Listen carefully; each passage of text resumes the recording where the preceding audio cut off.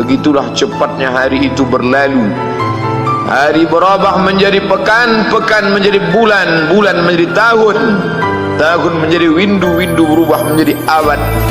Yang mati hilang, yang dulu hidup kaya, hari ini hanya tinggal kenangan saja.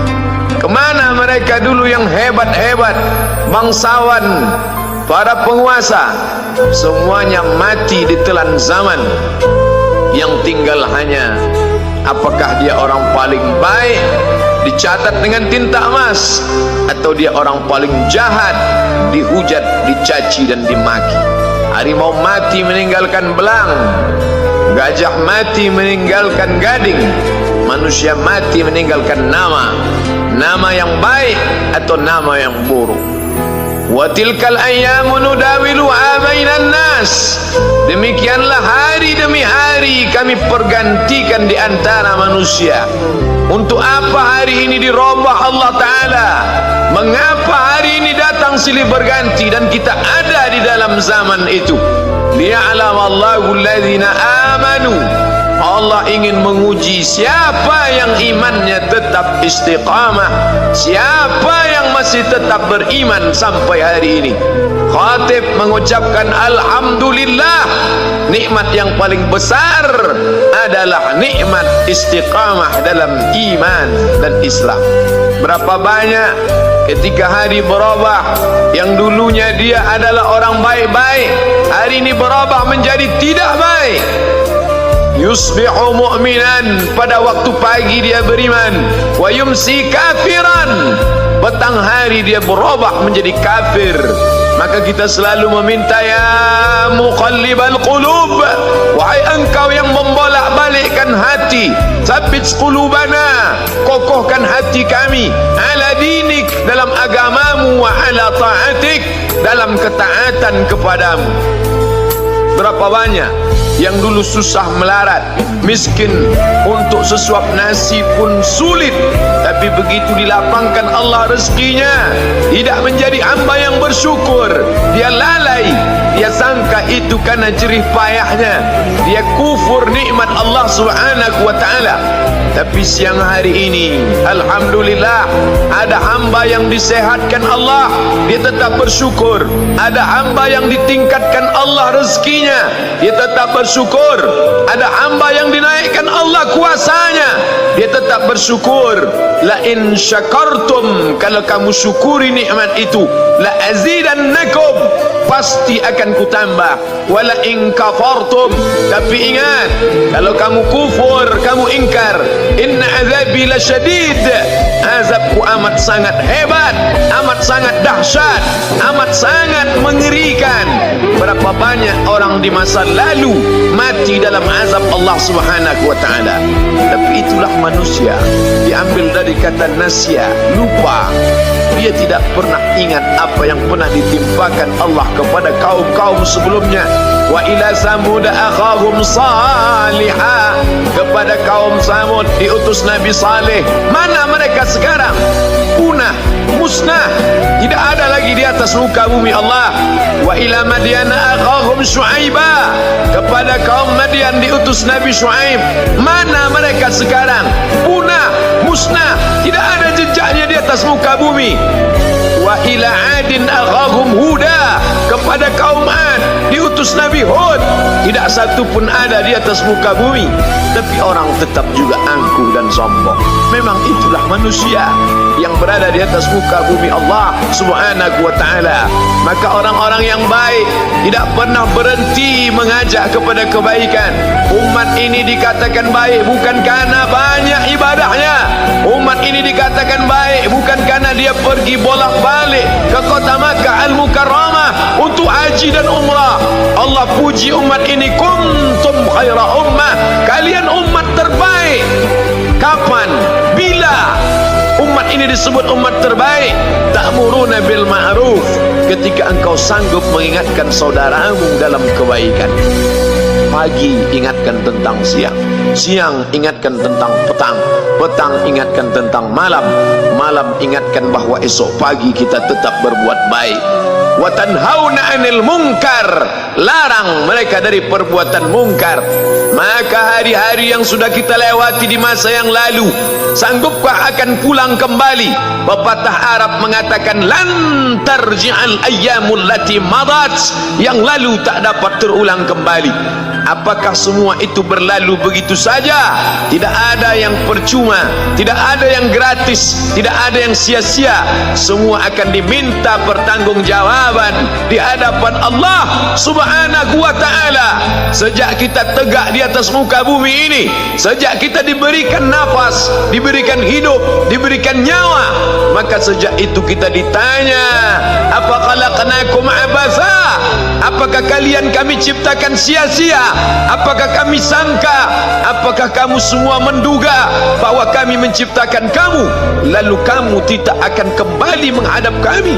Semua akan diminta pertanggungjawaban di hadapan Allah Subhanahu wa ta'ala.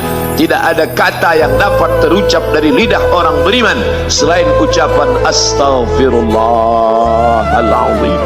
Ampunkan segala dosaku di masa yang lalu. Aku lalai dan lupa ya Allah. Kami termasuk orang-orang yang menghilangkan usia kami ya Allah. Kami tak tahu ke mana umur kami selama ini. Berapa jam untuk perbuatan dosa, berapa untuk perbuatan maksiat. Padahal ketika tiba masanya, kami semua akan menghadapmu, dan pada saat itu semua akan dihitung menit demi detik. Detik semuanya tak ada yang dapat dari luput panggilan Allah Subhanahu wa ta'ala. Tidak ada yang lepas daripada pengawasan. Inna alaikum lahafizin, bersama kamu ada malaikat hafazah kiraman mulia katibin, mencatat. Ya'lamuna ma taf'alun, dia tahu semua yang kamu lakukan. Betapa waktu-waktu yang lalu itu tak dapat kita tebus dengan apapun selain kita perbaiki di masa yang akan datang. Tingkatkan kualitas salat berjamaah, tingkatkan membaca Al-Quran. Andai usia kita sudah lanjut, tak dapat kita jemput, maka kita didik anak cucu generasi akan datang menjadi generasi yang Qurani dan Islami. Sab'atun yudhilluhumullah, ada 7 di antara yang dapat naungan Allah. Yauma la dhilla illa dhilluh, hari itu tidak ada naungan kecuali naungan Allah Subhanahu wa ta'ala. Di antara yang mendapat naungan itu adalah syabun, anak muda, nasya'a fi ibadatillah, anak muda yang tumbuh beribadah kepada Allah Subhanahu wa ta'ala. Andai masa muda kita penuh dosa, andai masa muda kita penuh narkoba, andai masa muda kita penuh zina, wal iyadzubillah wa na'udzubillah, jangan sangka Allah tutup pintu taubat. Innallaha la yaghfiru ayyushraka bihi, Allah tak terima taubat orang yang mempersekutukannya. Wa yaghfiru ma duna dzalika liman yasha, tapi taubat selain itu diterima, dibukakan Allah Ta'ala. Mari perbaiki anak menantu, cucu, kawan, sahabat, andai talat, ajak ke jalan Allah Subhanahu wa ta'ala. Itulah salah satu memperbaiki yang masa lalu, kita perbaiki di masa yang akan datang. Di antara tujuan Allah mengapa dia buat kita masih hidup di akhir tahun ini, ya'lamallahu allazina amanu, Allah menguji siapa yang masih tetap dalam istiqamah iman dan Islam. Tujuan kedua, mengapa Allah buat kita hidup sampai hari ini? Wa yattakhidha minkum syuhada, wa yattakhidha minkum syuhada, Allah ingin melihat siapa di antara kita ini yang layak untuk menjadi syuhada. Iskariman, hidup mulia, au mutsyahidan, atau mati syahid. Pilihan orang Islam tidak banyak. Kalau hidup, hidup mulia. Kalau mati, mati syahid. Jangan hidup hina, mati terlunta-lunta, tidak diterima Allah Subhanahu wa ta'ala. Hidup mulia atau mati syahid dipersaksikan oleh para malaikat. Man kharaja fi talabil ilmi, siapa yang keluar rumah dengan niat menuntut ilmu, fahuwa fisabilillah, maka dia seperti orang yang berjihad fisabilillah, yang jauh meninggalkan kampung halaman, menuntut ilmu di perantauan. Jangan kau sangka kau anak yang terbuang, engkau adalah seorang syahid. Andai mati dalam perjalanan, maka matimu adalah seorang yang mati syahid. mencari rezeki yang halal, meninggalkan anak dan istri demi untuk memberikan nafkah, menjaga diri dari riba, menjaga diri dari haram, menjaga diri dari syubhat. Ditinggalkan anak yang masih kecil, istri yang memerlukan kasih sayang. Ku tinggalkan kalian bukan karena hawa nafsu, tapi ingin mencari yang halal. Tetesan air mata, penuh keringat dan kerinduan, munajat di tengah malam, dibayar Allah Ta'ala dengan tetesan darah seorang syahid.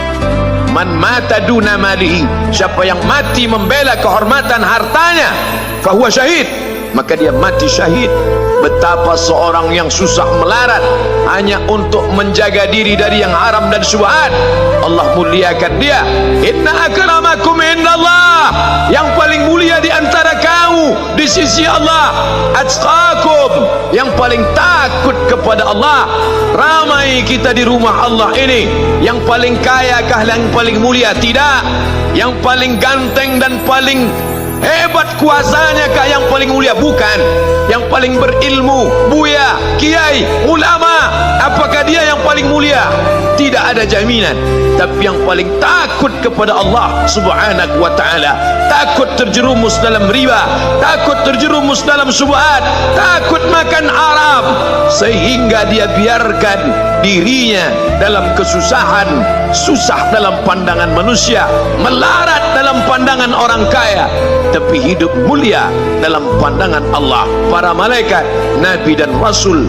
Hari ini orang itu dikatakan bodoh, hari ini dia dikatakan goblok, hari ini dia dikatakan kamu tolol sekali. Mengapa tidak kamu pakai kekuasaanmu? Mengapa tidak kamu pakai kesempatan? Hidup hanya sekali, pakailah sesuka hati. Tapi dia takut kepada Allah Subhanahu wa ta'ala. Pagi dan petang dia katakan, Allahumma ajirna minan nar, Allahumma ajirna minan nar, Allahumma ajirna minan nar. Selamatkan kami, aku, istriku, anakku, keluargaku dari api neraka ya Allah.